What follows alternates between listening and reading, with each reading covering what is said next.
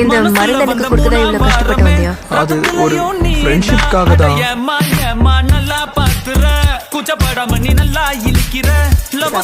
அப்படின்னா நீ சொன்னது என்கிட்ட பதில் இருக்கு. இது நடக்காது. சும்மா சொன்னேன் அம்மா, உனக்காக பிறந்தவன் நான் மட்டும்தாம்மா.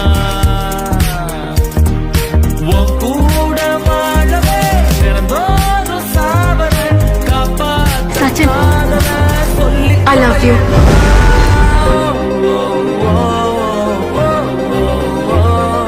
போனா போகுது காதல சொல்லி தொலையம்மா.